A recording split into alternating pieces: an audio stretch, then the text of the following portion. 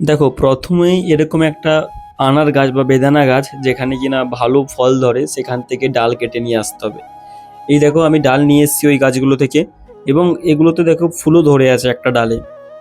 তারপর দেখো এরকম তোমাদেরকে কিন্তু দানার গাছ নিয়ে নিতে হবে, যেগুলো একটু মোটামুটি মোটা হলেই হবে, যেখানে কিনা গ্রাফটিং করা যায়।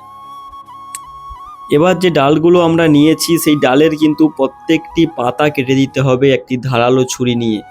সবথেকে ইম্পর্টেন্ট বা গুরুত্বপূর্ণ ধাপ হচ্ছে এটাই, আগের মতন আবার কিন্তু ফাঙ্গাসাইড গোলা জলে ডালগুলোকে 15 মিনিট ভিজিয়ে রাখতে হবে। দেখো আমি 15 মিনিট ভিজিয়ে রেখেছি এখানে।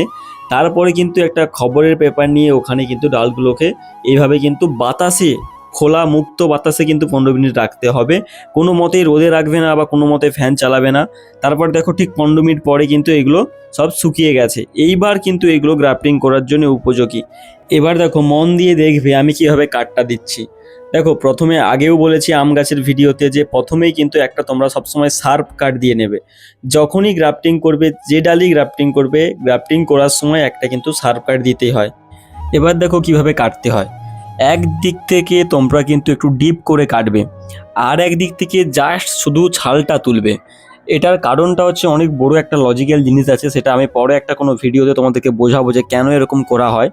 এটা কিন্তু গ্রাফটিং করার জন্য সবথেকে বেশি ইম্পর্টেন্ট ধাপ। এই কাটাটা তোমরা কি করো, অনেকে ভি আকৃতি কেটে দাও, না ভি আকৃতি কাটবে ঠিকই, তবে এক দিক থেকে ডিপ করে কাটবে আর এক দিক থেকে একটু কম ছাল তুলবে। তারপরে এটাকে দেখো যেভাবে আমরা করি ভি গ্রাফটিং সেভাবে কিন্তু এখানে আমরা এটাকে একটা ভি কাটভাবে এটাকে মাঝখান থেকে আমরা একটা ফাল করে নেব। তারপর এটাকে আমরা এভাবে ঠিক বসিয়ে নেব। দেওয়ার পরে এক সাইড মিল করার পরে কিন্তু আমরা পলিথিন দিয়ে এটাকে র্যাপ করে দেব। এবং দেওয়ার পরে যেহেতু এটা হচ্ছে আনার গাছ, আমি এক্ষেত্রে কিন্তু এখানে পলিথিন দিয়ে ঢাকিনি। এবার দেখো আজ ঠিক 10 দিন পরে সবগুলোই কিন্তু সাকসেস হয়েছে। দেখো এখানে করেছিলাম দুটো ভ্যারাইটি, একটি গাছে দুটো ভ্যারাইটি কিন্তু সাকসেস হয়েছে, নতুন পাতাও চলে এসছে তোমরা দেখতেই পাচ্ছ।